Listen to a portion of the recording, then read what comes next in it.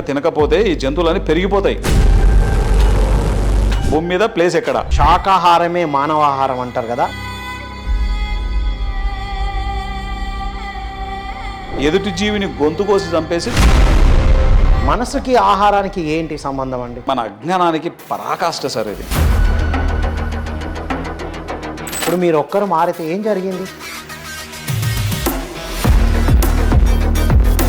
ఒక్కరు మారితే ప్రపంచం మారుతుందా? ఒక్క పత్రి సరే ఇన్ని కోట్ల మందిని రెడీ చేశాడు.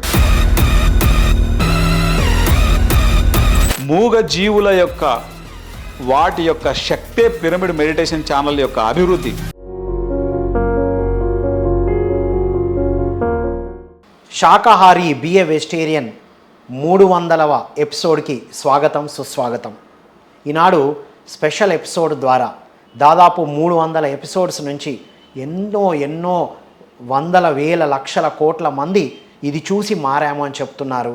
హోలిస్టిక్ హెల్త్, హోలిస్టిక్ ఎడ్యుకేషన్ మీద ఒక అద్భుతమైన ధ్యాన విద్యార్థి పుస్తకం రాసినటువంటి మరియు పిఎంసి ఎగ్జిక్యూటివ్ డైరెక్టర్గా, పిఎంసికి సిఎఫ్ఓగా వారి యొక్క సేవలను అందిస్తున్న ఆనంద్ బుద్ధా గారి ద్వారా శాకాహారం యొక్క విశిష్టతను, అది ఎలా మానవాహారమో తెలుసుకుందాం. నమస్కారం ఆనంద్ గారు. నమస్తే సార్. సో మీరు చెప్పండి, అసలు శాకాహారమే మానవాహారం అంటారు కదా, ఎందుకని? సార్, ఇప్పుడు బేసిక్గా జంతువులలో ఆవును సాధుజీవి అంటాం, సింహాన్ని క్రూర మృగం అంటాం, మృగవనం క్రూర మృగం అంటాం. ఎందుకని? డిఫరెన్స్ ఏంటి? అది వేరే జంతువుని హింసిస్తుంది కాబట్టి కదా. కాబట్టి క్రూర మృగం అంటాం. అది తప్పేం కాదు, అది తప్పే కాదు. ఎందుకంటే దాని యొక్క జీవన శైలి అలాంటిది. మనిషి దగ్గరికి వచ్చేసరికి మనిషి అంటే మానవత్వం ఉన్నవాడు అంటారు. ఏంటి మానవత్వం అంటే? మీనింగ్ చెప్పండి ఫస్ట్ ఆఫ్ ఆల్. మనిషి మనిషిలాగా ఉండడమే మానవత్వం. ఏంటి మనిషిలాగా ఉండడం అంటే? మనిషి మనసును అతిగా వాడకుండా కొంత కరుణాజాలితో కనీసం ఉండడం. వాట్ ఈస్ కరుణ? ఏంటి కరుణ అంటే? కరుణ అంటే ఎదుటి వాళ్ళని ఇబ్బంది పెట్టకుండా ఉండడం. జాలి అంటే ఏంటి? జాలి అంటే ఇబ్బంది పడుతున్నప్పుడు వాటి నొప్పిని మనం కూడా ఫీల్ అవ్వడం. కానీ ఒక క్రూర మృగానికి కానీ, ఒక ఆవుకు కానీ ఇటువంటి ఆలోచన చేసేటువంటి, ఇటువంటి విచక్షణ కలిగినటువంటి, ఇటువంటి బుద్ధిని కలిగినటువంటి మనసు లేదు ఆ జంతువుల్లో. కానీ మనిషికి ఉంది. What is right, what is wrong, what to do, what not to do, ఏం తినాలా, ఏం తినొద్దు, ఏం చూడాలా, ఏం చూడొద్దు, ఏం వినాలా, ఏం వినొద్దు, ఏం చేయాలా, ఏం చేయొద్దు, ఎక్కడికి వెళ్ళాలా, ఎక్కడికి వెళ్ళొద్దు, వీటన్నింటినీ ఆలోచించేటువంటి మనస్సు డెవలప్ అయి ఉంది మనిషిలో. అందుకే మనిషి లోపల ఆ సాఫ్ట్వేర్ జంతువుల కన్నా అభివృద్ధి చెందినటువంటి సాఫ్ట్వేర్ అది. Right are wrong? ఎస్. కాబట్టి మనం తీసుకునేటువంటి ఆహారం ముఖ్యంగా ఏదైతే ఉందో ఆ ఆహారం మన మనస్సు మీద ఎఫెక్ట్ ఎంతో చూపిస్తుందని సైంటిఫిక్గా మనకి ఎన్నో ప్రూఫ్స్ ఉన్నాయి. ఎంతోమంది సైంటిస్టులు ఆల్రెడీ చెప్పి ఉన్నారు. Right are wrong? చెప్పారు. చాలామంది సైంటిస్టులే తింటూ చెప్తున్నారు కదా. ఇప్పుడు డాక్టరు సిగరెట్ తాగొద్దు అంటాడు. ఎస్. అలాగే సైంటిస్టు తినేవాళ్ళే చెప్తున్నారు కదా. Yes sir. మరి ఎలా కాదని చెప్పగలం మనం? అంటే ఇక్కడ 2 పాయింట్స్. మనస్సు ఆధీనంలో ఉన్న మనుషులు ఒక జాతి, మనసును అధిగమించినటువంటి వాళ్ళు ఇంకొక రకం. ఒక మనిషి ఇది తప్పు అని తెలిసి ఆ మనిషి ఆ తప్పు చేస్తున్నాడంటే అర్థం ఏంటి? మనసుకు బానిస అయి ఉన్నాడు. అంటే ఇప్పుడు మనసును కరెక్ట్గా వాడడమే మానవత్వం అన్నారు ఇందాక. అవును. మనసుకు అతీతంగా వెళ్ళాల్సిన అవసరం ఏముంటుంది? నువ్వు మనసుకు అతీతంగా వెళ్ళకపోతే మనసు లిటరల్గా నిన్ను చంపేస్తుంది కూడా. ఓకే. మనసు మీ మొత్తం జీవితం అంతా నీ మనస్సు మీదనే ఆధారపడి ఉంది. ఆ మనస్సుకి ఆహారానికి ఏంటి సంబంధం అండి? ఇప్పుడు పొద్దున్నే మీరు ఇడ్లీ తిన్నప్పుడు ఒక 4 ఇడ్లీ తింటే ఎలా ఉంటుంది? మీకు హాయిగా ఉంటుంది. ఎరుకతో ఉంటారా? ఉండరా? ఉంటాం.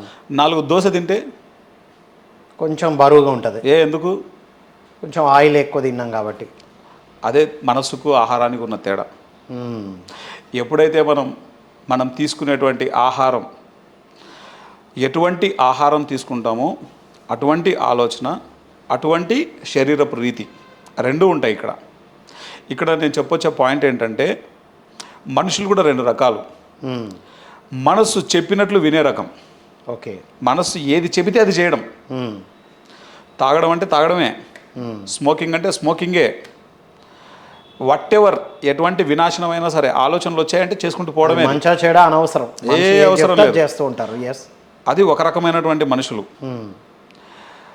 మనసు ఏదైనా చెబితే మన బుద్ధిని ఉపయోగించి ఇది సరైనదా కాదా, చేయాలా వద్దా, మన యొక్క విచక్షణను దృష్టిలో పెట్టుకొని మన బుద్ధిని ఉపయోగించి ఒక ఆలోచన వచ్చినప్పుడు ఆలోచన చేయాలా వద్దా అన్నటువంటి ఇంగిత జ్ఞానం, కామన్ సెన్స్ కలిగి జీవించే జీవితం ఇంకొక రకం. అంటే ఇప్పుడు మన పూర్వీకులందరూ ఇది ఆచార వ్యవహారాలుగా పెట్టింది వారు బుద్ధి లేని వాళ్ళు అంటారా మీరు? మన పూర్వీకులు చాలా గొప్పవారు యాక్చువల్గా. మరి వారు చెప్పిందే కదా, వారే సంస్కృతి సాంప్రదాయం పేరుతో పెట్టారు కదా. Correct sir. ఏది సాంప్రదాయము, ఏది పద్ధతి అనేది ఆయా కాలానికి అనుగుణంగా ఆధారపడి ఉంటుంది ఎప్పుడు కూడా. ఫర్ ఎగ్జాంపుల్, తినడానికి ఆహారం లేని దశలో ఎప్పుడో ఆది మానవులు చంపి తిన్నారు జంతువుల్ని, అది వాస్తవం. వాళ్ళకి తెలియదు బేసిక్గా ఆ సమయంలో. ఆచారం అంటే ఏంటి సార్? ఆచరింపదగినది, ఆచరించే విధంగా ఉండేదాన్ని ఆచారం అంటాం. బేసిక్గా ఇక్కడ పూర్వం నుంచి వస్తున్నటువంటి ఎన్నో రకాల ఆచారాలు ఇప్పుడు మనం ఏం పాటించట్లేదు. ఇంతకుముందు సతీ సహగమనం అనేది ఉండేది, ఇప్పుడు ఉందా? ఇప్పుడు లేదు. పూర్వము చిన్న పిల్లల్ని బాల్య వివాహాలు ఉండేవి, ఇప్పుడు ఉన్నాయా? మ్యాక్సిమం లేవు. ఆచారమే కాదు కూడా. కందుకూరి వీరేశలింగం గారు వచ్చిన తర్వాత మన బుద్ధిని మేల్కొల్పారు ఆయన. అలానే బ్రహ్మర్షి పితామహ పత్రిజీ మన బుద్ధిని తట్టి లేపాడు. చిన్నప్పుడు విపరీతమైన మాంసాహారం తినేవాడిని నేను. పొద్దున్న లేస్తే గుడ్లు ఉండాలి, చేపలు ఉండాలి, మటన్ ఉండాలి, చికెన్ ఉండాలి, పీతలు ఉండాలి, రొయ్యలు ఉండాలి, తెలియదు నాకు వేరే రకమైన ఆహారం. అటువంటి ఆహారం తినే నేను పత్రిజీ ద్వారా ఎప్పుడైతే మెడిటేషన్ నేర్చుకున్నానో నాకు ఎవరు చెప్పలేదు, పత్రి సార్ కూడా చెప్పలేదు నువ్వు మాంసాహారం మానే అని.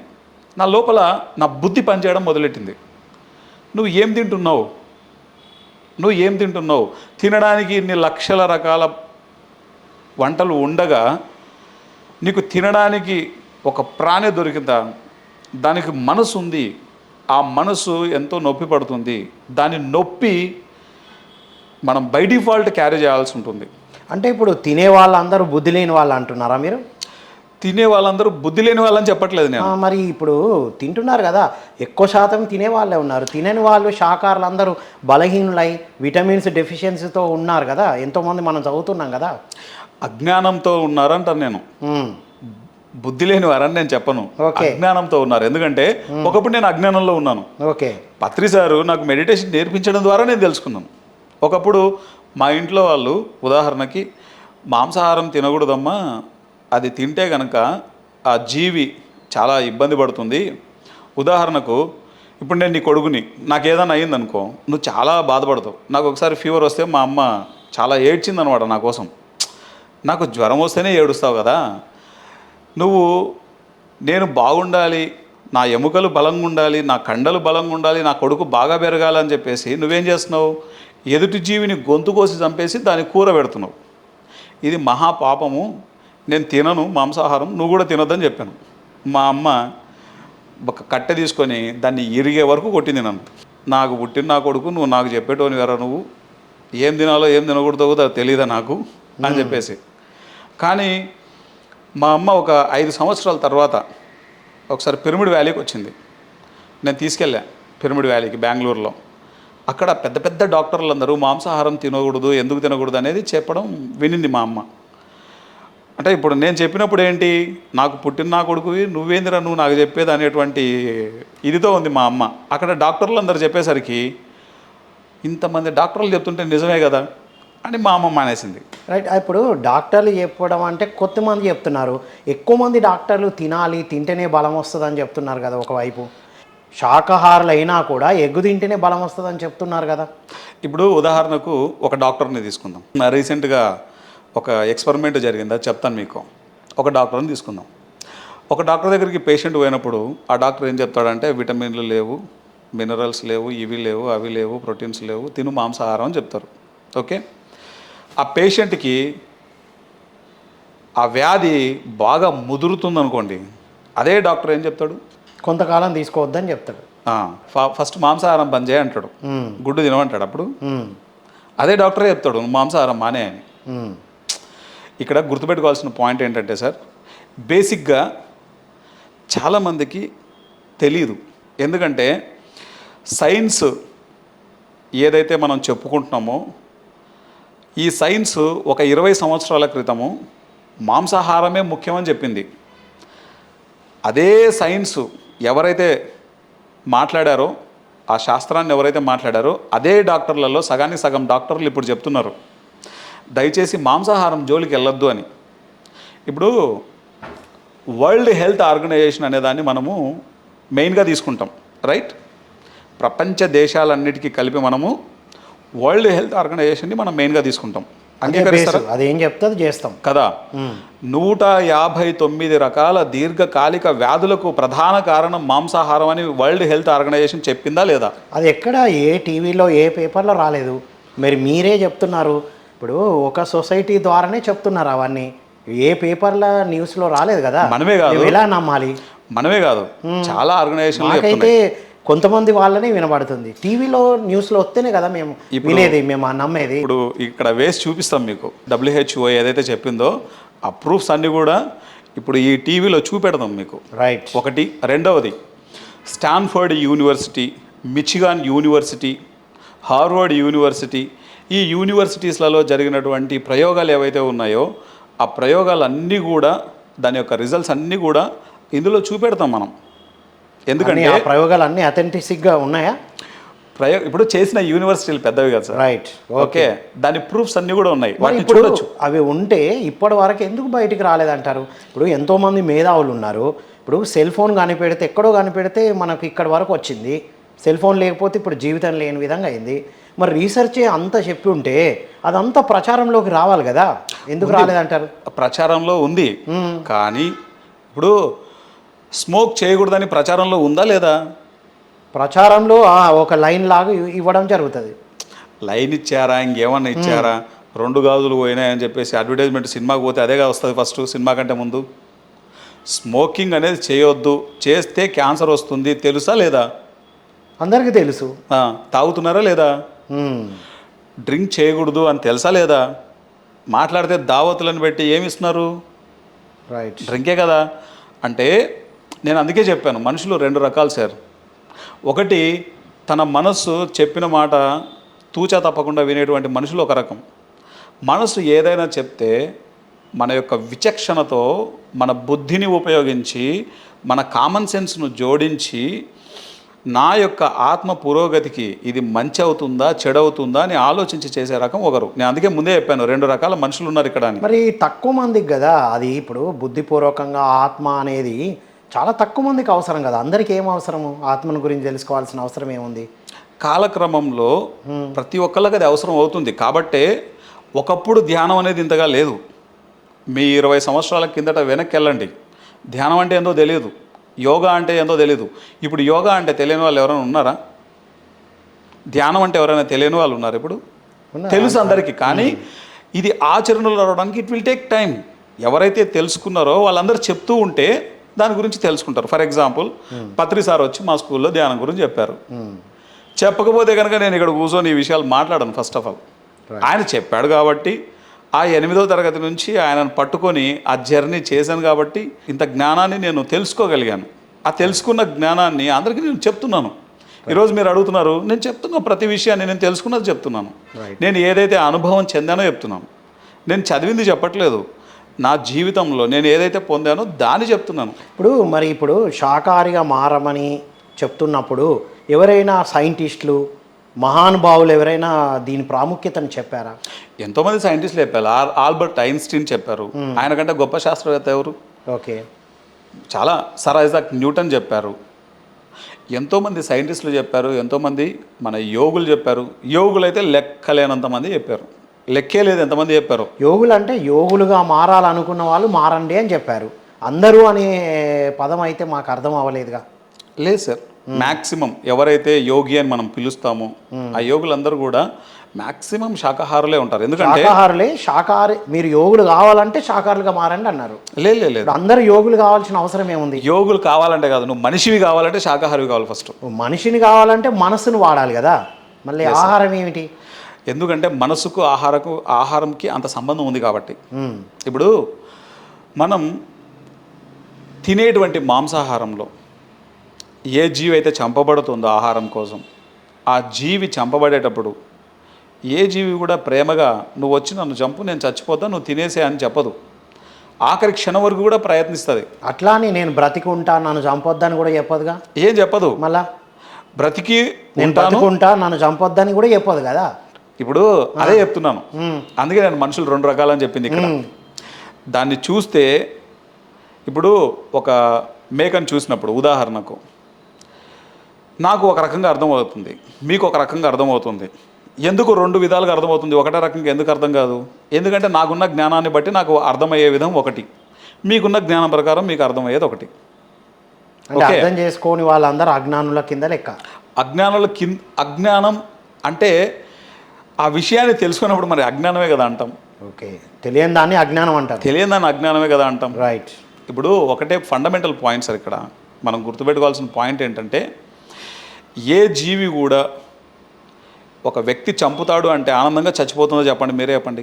అది చంపే వాళ్ళకి తెలుసు అండి, మేము చంపకుండా డైరెక్ట్ తీసుకొని వస్తున్నాం కదా, మేము చంపట్లేదు కదా. చాలా మంది చంపుతున్నాం, చాలా మంది కూడా ఇదే మాట్లాడతారు, మేము చంపట్లేదు. ఇప్పుడు ఏమంటారంటే అక్కడ మటన్ కోట్లో మటన్ అమ్ముతుంటే మేము పోయి తీసుకొచ్చామంటారు. వేరే కంపెనీ వాళ్ళు తీసుకొచ్చారు, ఫ్రెష్గా మాకు అందులో పెట్టారు, ఫ్రెష్ అని ఇస్తున్నారు, తీసుకొని వచ్చాం, మాకేం తెలుసు అది జంతువు ఏడుస్తుందా నవ్వుతుందా. అందుకే ఒక జీవిని చంపేవాడు, చంపమని చెప్పేవాడు, చంపేవాడు, చంపించేవాడు, ఆ చంపినటువంటి ఆహారాన్ని అమ్మేవాడు, కొనేవాడు, ఆ కొన్న ఆహారాన్ని వండేవాడు, వడ్డించేవాడు, ఆ వడ్డించిన ఆహారాన్ని తినేవాడు, తినిపించేవాడు, 8 మంది నరకానికి పోతారని చెప్పింది మనుధర్మశాస్త్రం. 8 మంది డైరెక్ట్ నరకానికే పోతారని చెప్పింది.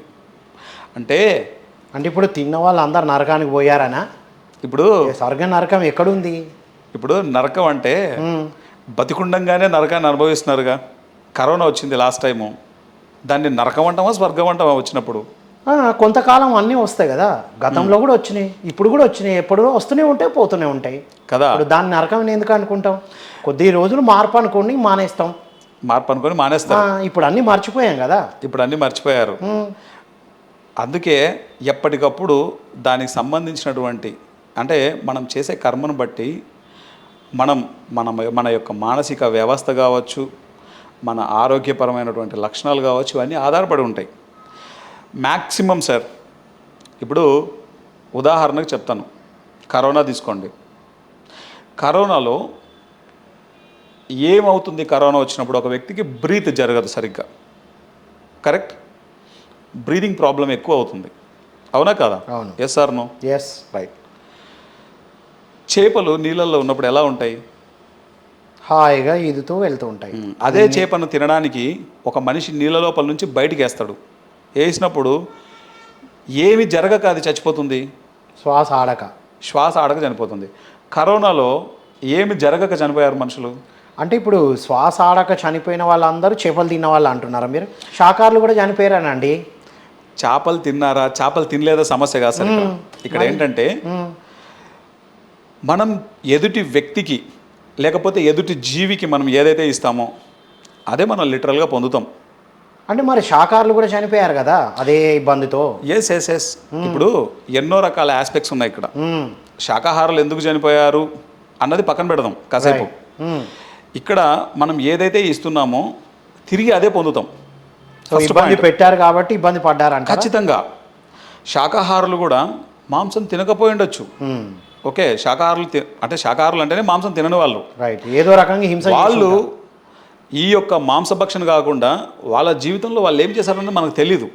ఓకే, మనకు తెలీదు వాళ్ళు ఎందుకు చనిపోయారు అన్నది. రకరకాల రీజన్స్. కొంతమందికి వాళ్ళ వాళ్ళ వాళ్ళ ఏదైతే టైం పెట్టుకొని వచ్చి ఉంటారో ఆ టైం అయిపోయి ఉంటుంది. పోవడానికి ఏదో ఒక రకమైనటువంటి రీజన్తో పోతారు, అది వేరే విషయం. అందరి గురించి మాట్లాడడం లేదు. మ్యాక్సిమం ఇక్కడ మనం చెప్పొచ్చేది ఏంటంటే, ఇలాంటి రోగాలు వచ్చినప్పుడు అదే డాక్టర్లు చెప్తారు, నువ్వు తక్షణం మాంసాహారం మానే అంటారు. అవును, ఒక 3 నెలలు 4 నెలలు మానేయమంటారు. అందరు మానేశారు. ఇప్పుడు అది తింటేనే మరి రోగ నిరోధక శక్తి పెరుగుతుందని చెప్తున్నారు. మరి అట్లా అనుకుంటే కనుక రోగ నిరోధక శక్తి, ఇప్పుడు మనం ఏనుగుని తీసుకుంటాం జంతువుల్లో, అది ఎంత స్ట్రాంగ్ ఉంటుంది. ఒక ఎద్దుని తీసుకుంటాం, ఎంత స్ట్రాంగ్ ఉంటుంది. సాత్వికమైనటువంటి జంతువుల్లో ఉన్నటువంటి స్ట్రెంగ్త్ మామూలు మాటల్లో చెప్పగలము మనం.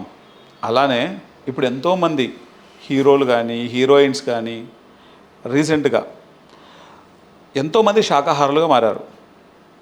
విరాట్ కోహ్లీ ఆయన ఇంతకు మునుపు చాలా విపరీతంగా మాంసం తినేవారని చెప్పేవారు. ఆయన వెజిటేరియన్ అయ్యారా లేదా?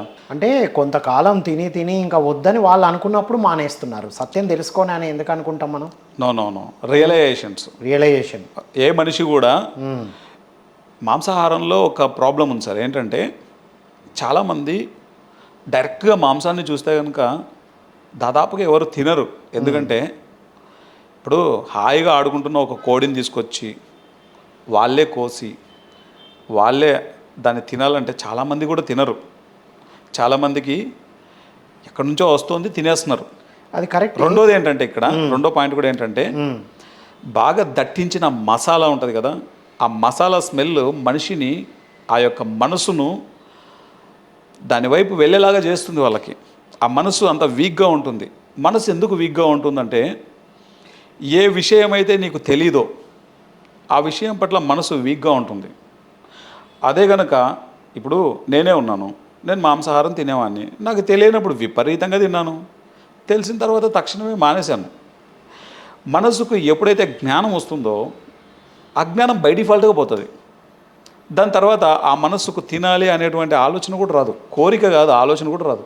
ఎందుకంటే జ్ఞానం మన యొక్క సాఫ్ట్వేర్ మారిపోతుంది. అక్కడ మన లోపల చిప్పులో ఏ సాఫ్ట్వేర్ ఉందో అదే మనం. ఆ చిప్పుకు మనం ఎప్పటికప్పుడు విజ్డమ్ ఇవ్వాలి. విజ్డమ్ ఇస్తే కనుక దాని యొక్క మార్పులు మనం మన భౌతిక జీవితంలో చూస్తాం మనం.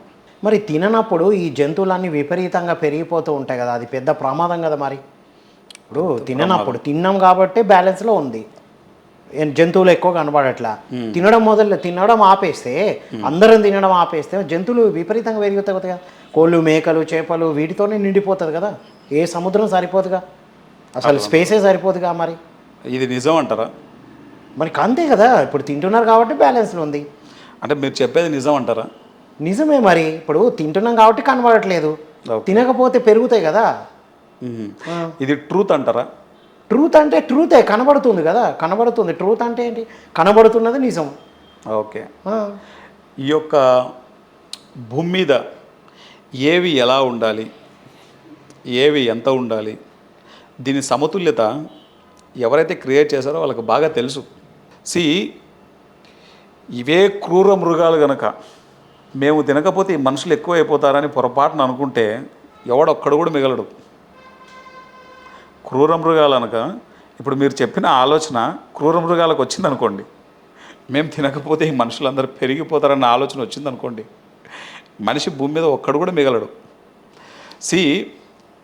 ఇదంతా మన అజ్ఞానానికి పరాకాష్ట సార్. ఇది మనిషి లోపల శివతాండవం చేస్తుంది.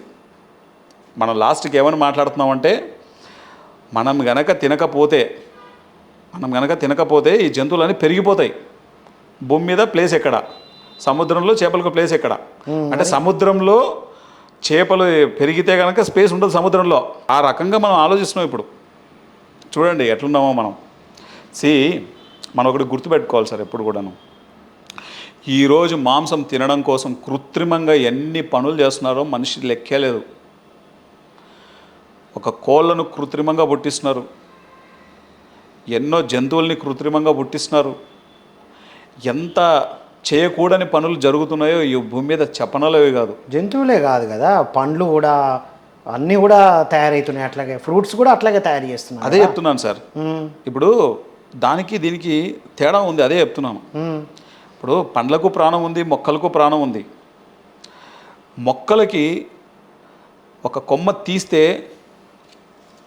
ఈ మొక్క ఉంది, ఈ మొక్కకు మనం ఇది తీస్తే దీని పక్కనే ఇంకొక కొమ్మ వచ్చేస్తుంది, బ్రాంచ్ వచ్చేస్తుంది ఇంకొకటి.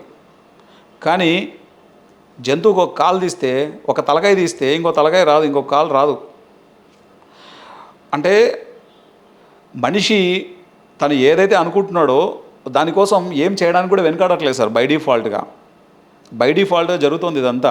మరి ఎందుకు ఈ సైన్స్ అండ్ టెక్నాలజీ ఇంత డెవలప్ అయినా మరి అదే ముఖ్యం అని దాని మీదనే ఎందుకు ఉన్నారు అంటారు? ఇప్పుడు అంతా మారుతుంది సార్, ఇప్పుడు అంతా మారుతుంది. ఎంతోమంది మాంసాహారం నుంచి శాకాహారులుగా మారుతున్నారు. ఎంతోమంది గొప్ప గొప్ప డాక్టర్లు, వాళ్ళందరికీ కూడా మనం చాలా చాలా కృతజ్ఞతలు చెప్పాలి. ఎందుకంటే ఆ డాక్టర్స్ అందరూ కూడా ఇప్పుడు చెప్తున్నారు, దయచేసి మాంసాహారం తినొద్దు, శాకాహారం మాత్రమే తినండి, గుడ్డుతో సహా మానేయండి. డాక్టర్లే చెప్తున్నారు ఇప్పుడు. ఇప్పుడు అందరూ చెప్తున్నారు నిజమే. నేను ఒక్కరిని మారితే ఏం జరుగుతుంది? ఇప్పుడు మీరు ఒక్కరు మారితే ఏం జరిగింది? ఇదే క్వశ్చను. ఒక్కరు మారితే ఏమవుతుందండి? అందరు కదా మారాలి. అందరు మారినప్పుడు మేము కూడా మారుతాం కదా. Yes sir. ఇదే క్వశ్చన్ ఏం చేశాడంటే, ఒక పిల్లాడు ఒక తండ్రిని వచ్చి అడిగాడు, నాన్నగారు ఎంతసేపు నాకు నువ్వు ఇది చేయి అది చేయి ఇలా ఉండు అలా ఉండు అని చెప్తూ ఉంటారు కదా మీరు, అయినా నేను ఒక్కరిని మారినంత మాత్రాన ఏం జరుగుతుందని అడిగాడు. తండ్రి బాగా ఆలోచించాడు. అంటే మామూలు క్వశ్చన్ అడగలేదు కదా, అడిగిన క్వశ్చన్ చాలా పెద్ద క్వశ్చన్. తండ్రి ఏం చేశాడంటే ఒక పేపర్ తీసుకున్నాడు.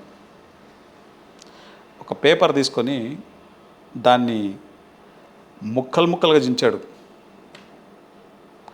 చించి వాళ్ళ కొడుక్కి ఇచ్చాడు. దీన్ని అతకబెట్టి అన్నాడు. నేను అడిగిన క్వశ్చన్కు నువ్వు చెప్పిన దానికి ఏమైనా సంబంధం ఉందా నాన్న అన్నాడు.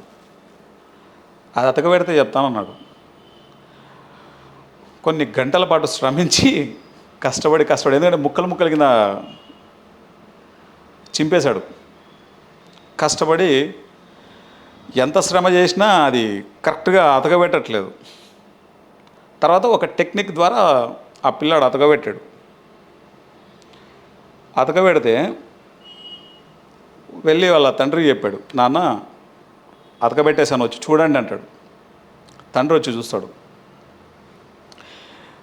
ఇంత పర్ఫెక్ట్గా ఎట్లా అతకబెట్టావు అన్నాడు. ఫస్ట్ నాకు కూడా అర్థం కాలేదు నాన్న, ఆ పేపర్ని ఎట్లా అతకబెట్టాలో. కాకపోతే నువ్వు చింపింది వరల్డ్ మ్యాప్ని చింపావు. నేను అది చదివాను కదా సోషల్లో, వరల్డ్ మ్యాప్ ఎట్లుంటుందో నాకు తెలుసు. వెనకాల ఆ వరల్డ్ మ్యాప్ను చూస్తూ నేను అతకబెట్టేశాను నాన్న అన్నాడు. మరి ఫ్రంట్ సైడ్ ఏమొచ్చింది అన్నాడు. ఫ్రంట్ సైడ్ మనిషి బొమ్మ ఉంది నాన్న అన్నాడు. ఆ అబ్బాయి ఆ వరల్డ్ మ్యాప్ని చూస్తూ అతకబెట్టేశాడు. అంటే వెనకలేమో మనిషి బొమ్మ ఉంది. ఈ మనిషి సరే అయిపోతే ఈ వరల్డ్ బై డిఫాల్ట్ సరే అయిపోతుంది. ఒక్కరు మారితే ప్రపంచం మారుతుందా? ఒక్క పత్రి సరే ఇన్ని కోట్ల మందిని రెడీ చేశాడు, ఇన్ని కోట్ల మందిని ప్రభావితం చేశాడు. ఒక పరమహంస యోగానంద కొన్ని కోట్ల మందిని ప్రభావితం చేశారు యోగదా సత్సంగ్ సొసైటీ నుంచి. ఒక భగవాన్ రజనీష్ కొన్ని కోట్ల మందిని భూమి మీద ప్రభావితం చేశారు. అంటే ఇప్పుడు వారందరూ ప్రభావితం చేశారు, తర్వాత అందరూ మారినట్టు దాఖలాలు లేవు కదా. కొంతమందికే ఇన్ఫ్లుయెన్స్ పడుతుంది, మిగతా అందరూ మారలేదు కదా. అందరూ సైకిల్. ఇప్పుడు మీరు చెప్పండి, సరే శాకాహారిగా మారారు, అందరూ శాకాహారులుగా మారితే అప్పుడు మరి ఫుడ్ కొరత రాదా? మళ్ళీ పండించడానికి పంటలు ఫ్రూట్స్ వాళ్ళకి సరిపడా ఇప్పుడే కొరత ఉంది కదా, మరి అప్పుడు ఇంకా కొరత రాదంటారా? యాక్చువల్గా ఇప్పుడు ఏమవుతుందంటే సార్, ఒక మనిషికి శాకాహారాన్ని పండించడానికి కొంత భూమి చాలు, కొంత నీరు చాలు. కానీ మాంసాహారం కోసం వాటర్ ఎక్కువ అవసరం అవుతుంది, భూమి కూడా అవసరం అవుతుంది వాటి దానా కోసం. ఇది అందరికీ తెలుసు, అందరికీ తెలిసిన విషయమే.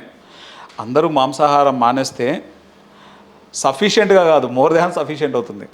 ఇప్పుడు కొరతకు కారణం ఈ మాంసాహార భక్షణే అంటారా? 100%, దాంట్లో డౌటే లేదు. ఇప్పుడు ఇందాక మీరు మనిషి సరి అయితే ప్రపంచం సరి అవుతుంది అన్నారు. ప్రపంచం అంటే పర్యావరణం, ప్రకృతి అంటాం, రైట్? సో మరి ఇప్పుడు మనిషి సరి అయితే అంటే జంతు బలులు జరగకపోతే పర్యావరణము ప్రపంచం ఎట్లా బాగుపడుతుంది అంటారు? ఇప్పుడు ప్రతిదీ కూడా మన యొక్క ఆలోచన, మన యొక్క వైబ్రేషన్, మన యొక్క ఎనర్జీ, మన యొక్క ఫ్రీక్వెన్సీ వీటన్నింటి మీద ఆధారపడి ఉంటుంది. ఓకే, ఫర్ ఎగ్జాంపుల్ మనం కొన్ని ప్లేసెస్కి వెళ్తాం, బా అంతా హాయిగా ఉంది ఈ ప్రదేశం అంటాం. కొన్ని ప్రదేశాలకు వెళ్తాం, విపరీతమైన తలనొప్పితో బయటకు వచ్చేస్తాం. జస్ట్ ప్లేస్ గురించి మాట్లాడుతున్నా. అట్లానే కొంతమందిని చూస్తే, ఉదాహరణకు రామాయణంలో జనక మహారాజు క్యారెక్టర్ ఉంది. సీతాయనం బుక్ చదివారా మీరు? చదివాను. జనక మహారాజు క్యారెక్టర్ గురించి చదివినప్పుడు మీకు ఏమనిపిస్తుంది? అసలు ఆయన ఇంత అసలు మామూలు ఆ క్యారెక్టర్ ఇంత ఉందా అనేది ఒక ఆశ్చర్యం ఫస్ట్ కదా, ఒక రియలైజేషన్ కదా, తండ్రి ఎట్లుండాలో అనేది చాలా అద్భుతంగా తెలుసుకోవడం జరిగింది కదా. ఆ మనిషిని మీరు ఏమైనా చూసారా? జనక మహారాజును చూడ మీరు ఆ మనిషిని చూడలా. ఆ మనిషి ఫిజికల్గా లేడు కూడా. కానీ సీతాయనం అనేటువంటి ఒక పుస్తకంలో ఆ క్యారెక్టర్ గురించి చదివితేనే మన ఎనర్జీ చేంజ్ అయిపోతుంది, మన వైబ్రేషన్ చేంజ్ అవుతుంది, మన ఫ్రీక్వెన్సీ చేంజ్ అవుతుంది, మన థాట్ చేంజ్ అవుతుంది. ఇన్ని రకాల మార్పులు జస్ట్ ఒక క్యారెక్టర్ చదివితే. అదే రావణాసురుడి గురించి చదివినప్పుడు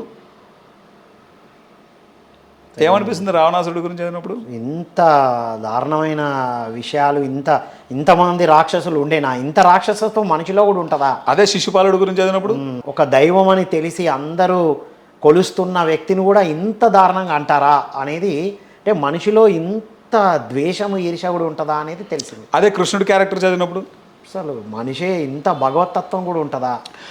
సేమ్ లైక్ దట్. అంటే జస్ట్ ఒక క్యారెక్టర్ గురించి మనం చదివితేనే మన లోపల ఎంత మార్పు మనం చూస్తున్నాం. ఒక ప్లేస్కి వెళ్ళినప్పుడు మన సెన్స్ మనల్ని ఆ యొక్క ఎనర్జీకి అనుగుణంగా అది సిగ్నల్స్ ఇస్తూ ఉంటుంది. This is not suit for you, this is a suit for you, this place. ఆ యొక్క సిగ్నల్స్ మనకు అందుతూ ఉంటాయి. దానికి అనుగుణంగా మన లోపల మార్పులు చేర్పులు జరుగుతూ ఉంటాయి.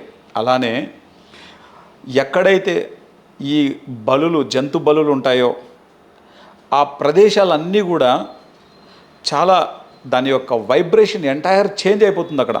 ఉదాహరణకు శ్రీశైలంలో జంతు బలులు జరిగేవంట. మాణిక్యేశ్వరి మాత గారు ఆపేశారు. అప్పుడు గవర్నమెంట్ సపోర్ట్ తీసుకొని మొత్తం పోలీసు వ్యవస్థనంతా అక్కడ కాపలా పెట్టి జంతు బలులు ఆపిందంట. ఒకప్పుడు జరిగేవి, మరి ఆచారంగా అక్కడ చేసేవారు. ఇప్పుడు ఆచారం అంటే ఆచరింపదగేదిగా ఉండాలి. పూర్వకాలం నుంచి వాళ్ళు చేస్తున్నారు కదా అని మనం గుడ్డిగా చేసేది కాదు కదా ఆచారం అంటే. ఆచారం కూడా కాలానికి అనుగుణంగా మారుతూ ఉంటుంది. ఒకప్పుడు ఆది మానవుడు బట్టలు లేకోకుండా ఉన్నాడు. ఇప్పుడు నేను ఇంకా బట్టలు తీసేయమంటారు? ఇప్పుడు బట్టలు తీసేసి కూర్చోవాలి ఇంటర్వ్యూలో చెప్తున్నా. ఆచారం కదా, నేను ఆది మానవుని కదా, నేను బట్టలు తీసేస్తా అంటే ఏమైనా అర్థం ఉందా? అట్లా కాదు. కాలానికి అనుగుణంగా మార్పులు ఎన్నో జరుగుతూ ఉన్నాయి. సో ఇప్పుడు మాంసాహారం తినడం ఆది మానవుడు తిండి తింటున్నట్టు, ఇంత 5G టెక్నాలజీ వాడుతున్నా కూడా 100%. సార్, ఏ టెక్నాలజీ అన్నా వాడండి, 5G కాకపోతే 10G టెక్నాలజీ వాడండి.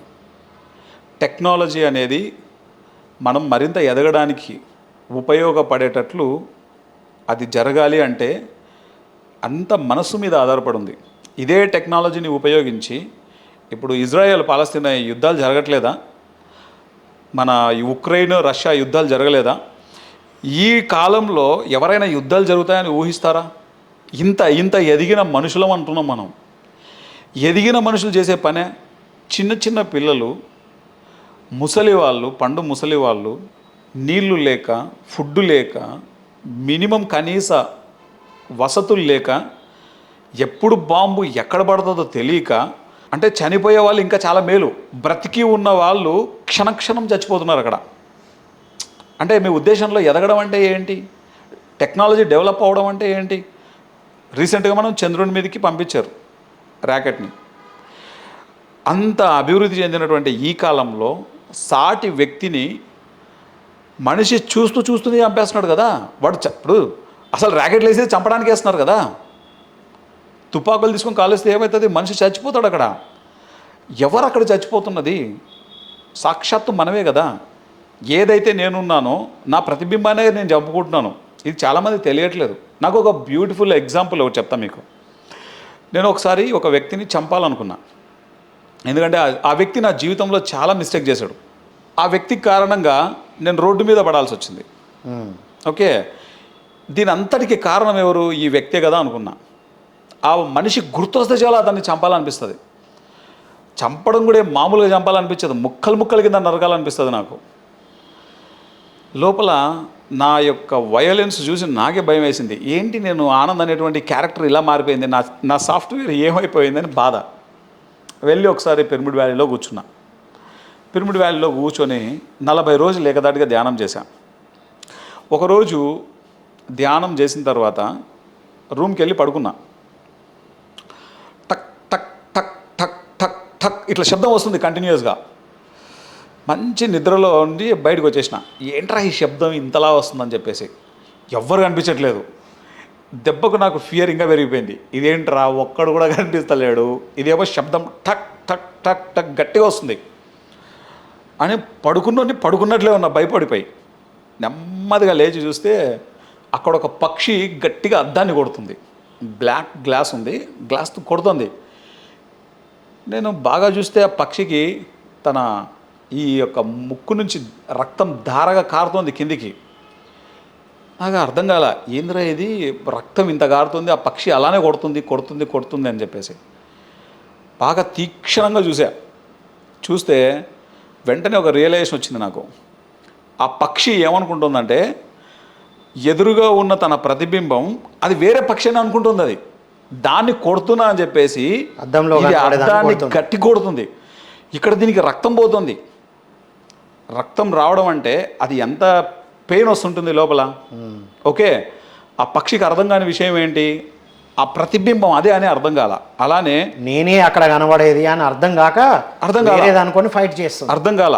అలానే ఆత్మస్థాయిలో ఆ ఇజ్రాయేల్ అయినా, పాలస్తీనా అయినా, ఉక్రెయిన్ అయినా, రష్యా అయినా, అంత ఈ ఎనర్జీ లోపల ఏదైతే ఉందో దీని ప్రతిబింబాలే మనం అంతా అనేటువంటి చిన్న కామన్ సెన్స్ మిస్ అయిపోయి ఇంత పెద్ద మిస్టేక్స్ జరుగుతున్నాయి. అంటే ఇదంతా మాంసభక్షణ వల్ల వచ్చింది అంటారా? అంత మాంసభక్షణ వల్ల వచ్చిందని చెప్పాను నేను. దీంట్లో మాంసభక్షణ అన్నది కూడా కారణమై ఉందని చెప్తున్నాను నేను. మనిషికి మనస్సు పనిచేస్తే, సరి అయిన విధానంలో మనసు పనిచేస్తే ఈరోజు ఈ ప్రాబ్లమ్స్ ఏవీ లేవు. ఇప్పుడు శాకాహారం తింటేనే మనసు సరిగ్గా పనిచేస్తుంది అని మీరు అంటున్నారా? ఎస్. ఇప్పుడు శాకాహారం ఎందుకు తినాలి? తినడం వల్ల వచ్చే ఒక యువత తింటే ఏం జరుగుతుంది, ఒక మహిళ తింటే ఏం జరుగుతుందో చెప్పండి. ఇప్పుడు ఒక పాయింట్ ఇక్కడ మనం గుర్తుపెట్టుకోవాలి సార్. యువత లేకపోతే ఒక మనిషి కాదు, అంటే భూమి మీద ఎవరైనా ఏ వ్యక్తి అయినా ఆహారం తినదగిందంటే దాన్ని శాకాహారమే అంటారు. అసలు మాంసం అనేది ఆహారం కాదు. అది ఫస్ట్ పాయింట్, అది ఫండమెంటల్ పాయింట్. పత్రి సార్ చెప్పారు మాంసాహారం అనే వర్డ్ యూజ్ చేయకండి అని చెప్పారు ఆయన. ఎందుకంటే అది ఆహారం కాదు ఫస్ట్. అది జంతువులు, క్రూర మృగాలు తినాల్సినటువంటి ఆహారం అది. ఓకే, వాటికి ఆహారం అది, మనకు కాదు. మనుషులకు ఫస్ట్ పాయింట్ అది. రెండో పాయింట్ ఏంటంటే నువ్వు ఏదైతే తింటావో అదే నువ్వు అవుతావు. మరి ఏం తినాలనేది నువ్వు డిసైడ్ చేసుకోవాలి. రెండో పాయింట్. మూడో పాయింట్, ఇక్కడ ఎవ్వరు కూడా నువ్వు శాకాహారం తిను, ఓకే నువ్వు బాగుంటావు అని నీకు ఎవరు ఇక్కడ చెప్పట్లేదు నీకు. ఓకే, అయ్యా నేను మాంసాహారం తినేవాడిని నాకు తెలియక, నేను ఇప్పుడు ఆ జ్ఞానం వచ్చిన తర్వాత నేను శాకాహారం తినడం మొదలుపెట్టాను. నేను ఎంతో ఆనందంగా ఉన్నాను. నీకు కూడా ఆనందంగా జీవించాలనుకుంటే నువ్వు కూడా శాకాహారం తిను. మాంసాహారం తింటే లెక్కలేనన్ని ప్రాబ్లమ్స్ వస్తాయి. ఓషో ఏం చెప్తారంటే, భగవాన్ రజనీష్ ఏం చెప్తారంటే, జంతువులు అంటే ఏంటంటే నీ తోడబుట్టిన వాళ్ళు, అంటే నీకు అన్నదమ్ములు, అక్క చెల్లెళ్ళు. జంతువులు అంటే మన అన్నదమ్ముళ్ళు, మన అక్క చెల్లెళ్ళు. జంతువుల్ని కానీ పక్షుల్ని కానీ తినడం అంటే ఏంటి, మన తోటి సహోదరులను చంపుకొని తినడమే అది. దానివల్ల ఎన్ని ప్రాబ్లమ్స్ను ఫేస్ చేయాల్సి ఉంటుందో లెక్కే లేదు. ఆ ప్రాబ్లమ్స్ అన్నింటినీ వింటే భయం వేస్తుంది మనకు. ఓకే, మరి ఇప్పుడు ఇన్ని చెప్పిన తర్వాత మారాలనిపిస్తుంది కానీ మారలేకపోతున్నాం. సో ఏం చేయాలి, ఏం చేస్తే ఆ మార్పుని తీసుకురాగలుగుతాం? ఇప్పుడు మనము శివమాల, అయ్యప్పమాల అని వేస్తారు. మాల వేసినప్పుడు ఎవరన్నా మాంసం తింటారా? అప్పుడు ఆ 40 రోజులైతే తినం. ఎందుకు? ఆ మాలలో ఉన్నాం కాబట్టి, నిష్టగా ఉండాలి కాబట్టి. అంటే ఆ మాలకి అక్కడికి వెళ్తుంటాం కాబట్టి. ఎక్కడికి వెళ్తారు? ఆ విగ్రహాల దగ్గరికి వెళ్తూ ఉంటాం, ఆ దేవుళ్ళ దగ్గరికి వెళ్తూ ఉంటాం, ఉమ్. ఆ ఆ దేవుడి యొక్క దీక్షలో ఉంటాం కాబట్టి. కదా. ఇప్పుడు దీక్షలో ఉన్నప్పుడు నీకు మంచిగా అనేది అంటే దీక్ష తీసేస్తానే నీకు మంచిది అయిపోతుందా? ఉన్నన్ని రోజులు బాగానే ఉంటుంది కదా అని. ఉమ్. దీన్ని పెట్టడానికి కూడా కారణం ఏంటంటే మనిషి లోపల ఏదైనా ఒక ఆలోచన లేదైనా ఒకటి ఆచరించాలి అంటే మినిమం మండల దీక్ష అని పెట్టారు. ఆ మండల దీక్ష చేసినప్పుడు దేనైనా మార్పు చెందించవచ్చు. చాలామంది ఈ మండల దీక్ష చేసినప్పుడు దాని యొక్క ఫలితాలు పొంది మాంసాహారం నుంచి బయటకు వచ్చిన వాళ్ళు చాలామంది ఉన్నారు. 40 రోజులు మానుకుంటే అదే అలవాటు పడుతుందని. అలవాటు పడుతుంది బై డిఫాల్ట్. 40 రోజులు నీకు మంచిగా అనేది 40 రోజుల తర్వాత నీకు మంచిది అవుతుందా? Okay, first point. రెండో పాయింట్, ఎప్పుడు కూడా మనం బాగా గుర్తుపెట్టుకోవాల్సిన పాయింట్ ఏంటంటే ఆ 40 రోజుల్లో ఆ మనిషిని చూసినప్పుడు ఆ మనిషిలో ఎంతో గ్లో వస్తుంది. ఆయనే సాక్షాత్తు భగవంతునిలాగా కనిపిస్తుంటారు మనకు. అందుకే ఇరుముడికి పోయినప్పుడు పోయే ముందుగా కాళ్ళు ముక్కుతాం, వాళ్ళని వాళ్ళ పేర్లతో సంబోధించాం. ఇప్పుడు మీరు శివమాల వేసినప్పుడు శివ అంటాం కానీ రాముగారు అని పిలవం మనం. అవును. సో ఎందుకని అంటే సాక్షాత్తు భగవంతునిలాగా చూస్తాం మనం. అంటే ఈ విధంగా నువ్వు గనక జీవిస్తే నువ్వు భగవంతుడివి అని మనం అర్థం చేసుకోవడానికి. ఇప్పుడేమైపోయింది, ఆ మాల విప్పగానే మనుషులు చేసేటువంటి చేష్టలు చూస్తే మనుషులకు భయం వేస్తుంది. కొంతమందే, అందరూ కాదు. అయితే ఇక్కడ గుర్తుపెట్టుకోవాల్సిన పాయింట్ ఏంటంటే సార్, ఏది మంచి అన్నది మనం ఒకటి పొందినప్పుడు అది చెప్పడం మన ధర్మం. చెప్పిన తర్వాత ఇది ఆచరించడానికి ఒక మనిషికి కొన్ని జన్మలు పడుతుంది, సంవత్సరాలు కూడా కాదు, కొన్ని జన్మలు పడతాయి. ఇప్పుడు మాంసాహారం మంచిది కాదని, ఇది ఆహారం కూడా కాదని ఈ భూమి మీద ఉన్న అందరికీ తెలుసు. కానీ మానాలంటే కనుక ఆ జిహ్వా చాపల్యం చచ్చిపోవాలి. ఎప్పుడు చచ్చిపోతుంది? నీకు ఆ విజ్డమ్ ఉంటే చచ్చిపోతుంది. ఓకే, జ్ఞానం పెంపొందించుకోవాలి, దీనికి సంబంధించినవి చూడాలి ఎందుకు నష్టం అనేది. వండర్ఫుల్, అద్భుతమైన విషయాలు చెప్పారు ఆనంద్ గారు. చివరగా చెప్పండి, మీ సందేశం ఏంటి మన ప్రేక్షకులకి? సార్, మనిషి అంటేనే మానవత్వం.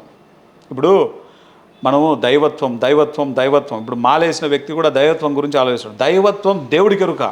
ఫస్ట్ మనిషికి మానవత్వం కావాలి. మనిషి అంటేనే మానవత్వం. ఆ మనిషికి మానవత్వం ఉంటే దైవత్వం ఆటోమేటిక్గా వస్తుంది. నువ్వు మనిషివే కానప్పుడు దైవత్వం గురించి మాట్లాడే అర్హత ఏముంటుంది? తోటి మనిషిని మనం ప్రేమిస్తాం, మరి తోటి జంతువుని, తోటి పక్షిని, తోటి చేపని హింసతో చంపేస్తున్నాం. నువ్వు ఏమైతే ఇస్తావో యూనివర్స్ నీకు అది 100 రెట్ల ఇస్తుంది తిరిగి. ఈ భూమి మీద ఉన్నటువంటి ఎంతోమంది సైంటిస్టులు, లెక్కలేనంత మంది సైంటిస్టులు, ఇప్పుడు ఇదిగో మీకు ఈ ఎపిసోడ్లో ఇప్పుడు ఈ సైంటిస్టులు అందరిని వేస్తున్నాం. ఈ సైంటిస్టులు అందరూ కూడా ప్యూర్ వెజిటేరియన్స్ అండ్ వాళ్ళు శాకాహారం గురించే చెప్పారు. వీళ్ళందరినీ చూడండి మీరు. అలానే ఇప్పుడు ఈ ఎపిసోడ్లో ఈ గురువులందరి గురించి మీకు వేస్తున్నాం. ఈ గురువులందరూ కూడా వెజిటేరియన్స్ గురించే చెప్పారు. వేమన ఎంత క్లియర్గా చెప్తాడో, ఒక జీవిని చంపి జీవికి వేస్తే నీకు మోక్షం రాదు. జీవిని చంపి జీవికేస్తే మోక్షం వస్తుందా? వీరబ్రహ్మేంద్ర స్వామి చరిత్ర సినిమా చూసినప్పుడు ఎంత క్లియర్గా ఉంటుంది దాంట్లో.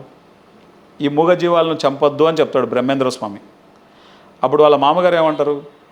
అది కాదు బ్రహ్మయ్య, మరి దేవత కోపగించుకుంటుందేమో అంటాడు. డైరెక్ట్ దేవతనే పిలుస్తాడు ఆయన, వీరబ్రహ్మేంద్ర స్వామి. అంటే ఆ సినిమా ఎంతోమంది మనం చూసింటాం. ఆ సినిమాను మనం ఎంతోమందిని చూసింటాం. అవును, చూసాం. మీరు చూసారా? చూశాను. ఆ సినిమాలో డైరెక్ట్ దేవతే వస్తుంది, ఎస్, జంతు బలి చేయొద్దని చెప్తుంది. ఓకే, అది నిజంగా జరిగిన సంఘటన అది. కానీ అది ఎవరైతే షూట్ చేసింటారో, ఎవరైతే అక్కడ డైరెక్ట్గా ఉన్నారో వాళ్ళందరూ కూడా దాదాపు మాంసాహారులు. ఓకే, అది కొన్ని లక్షల మంది, కోట్ల మంది చూసింటారు ఆ చిత్రాన్ని.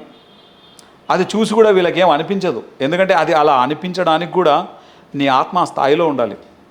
మన బాధ్యత ఏంటంటే మనం ఏదైతే తెలుసుకున్నామో అది తెలియజేయడం మన బాధ్యత. ఎవరైతే అర్హత కలిగి ఉంటారో వాళ్ళు దీన్ని గ్రహిస్తారు. రైట్. బుద్ధుడు ఆయన ధమ్మపదంలో జీవిత చరిత్ర చదివితే అసలు నేను సత్యాన్ని తెలుసుకోవడానికే ఎన్ని కష్టాలు పడాల్సి వచ్చింది కదా.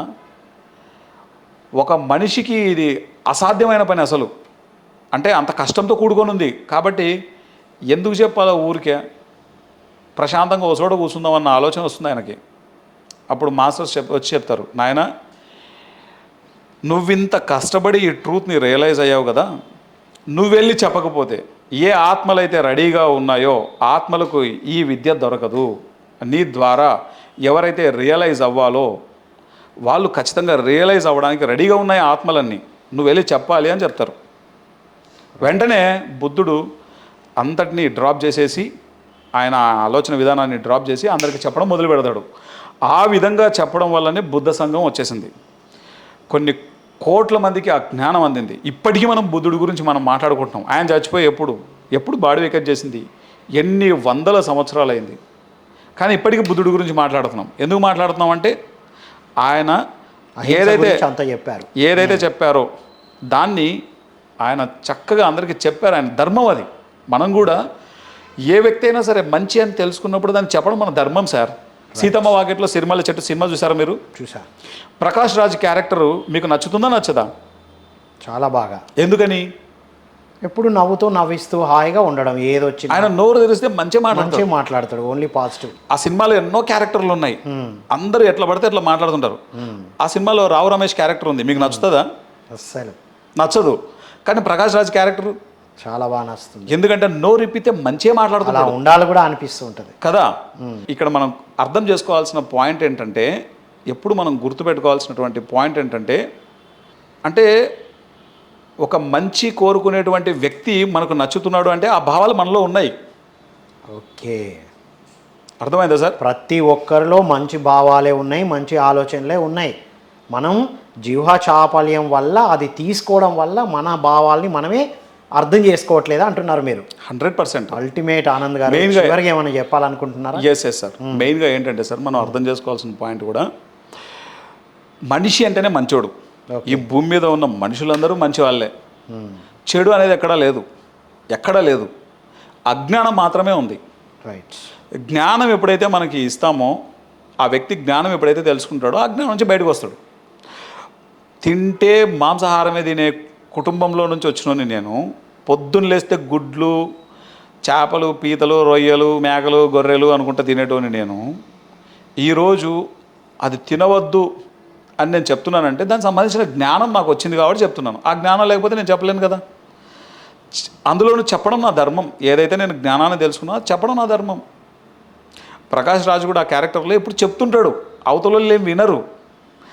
ఆయన బాధ్యత ఏంటి, ఆ క్యారెక్టర్ ఏంటి, ఆయన తెలుసుకున్న సత్యాన్ని చెప్తుంటాడు. అరే మనిషి అంటే ఉండడం, మనిషి అంటేనే మంచోడు. ఇక్కడ తెలియడము తెలియకపోవడం ఉంది, జ్ఞానము అజ్ఞానం ఉంది. మనిషి అజ్ఞానం అనేటువంటి అతి క్రింది దశ నుంచి జ్ఞానం అనేటువంటి ఉన్నత దశ వైపు రావడానికి కొంత టైం పడుతుంది. పిఎంసి పిరమిడ్ మెడిటేషన్ ఛానల్ ఉన్నది ఎందుకంటే అజ్ఞానం అనే ఈ క్రింది దశ నుంచి జ్ఞానం అనేటువంటి ఉన్నత దశ వైపు తీసుకెళ్ళడానికి ఈ బ్రిడ్జ్ అనమాట. ఈ రెండింటి మధ్య bridge PMC. PMC is the number 1 channel in this world. ఈ భూమి మీద ఒక గొప్ప న్యూ ఏజ్ స్పిరిచువల్ సైంటిఫిక్తో ఉన్నటువంటి channel pyramid meditation channel. PMC ఏం చెప్తుందంటే, నాయన దయచేసి నువ్వు మాంసం తినొద్దు, శాకాహారం మాత్రమే తిను, శాకాహారమే అమృతాహారం అని చెప్తుంది. అది చెప్పడం కోసమే పత్రిజీ పిఎంసిని స్థాపించారు. అది ఈ భూమండలం అంతా చెప్పాలి. కాబట్టే ఈ భూమండలం అంతా ఇన్ని పిఎంసీలు వస్తున్నాయి. PMC USA, PMC global, PMC English, PMC Telugu, PMC Kannada, PMC Tamil, PMC Hindi, PMC Marathi. మీరు అంటే ఇప్పుడు ఇన్ని రకాలుగా ఇన్ని ఛానల్స్ ద్వారా చెప్తున్నారు కదా, మరి ఈ ఛానల్ చూసి శాకాహారం యొక్క ఇంపార్టెన్స్ చూసి మారిన వాళ్ళు ఉన్నారా? మీకు ఫీడ్బ్యాక్స్ వస్తున్నాయా? కొన్ని వేల మంది మారారు. అసలు ఈ ఛానల్ బతికుందంటే కారణమే మూగజీవుల యొక్క బ్లెస్సింగ్స్. వావ్.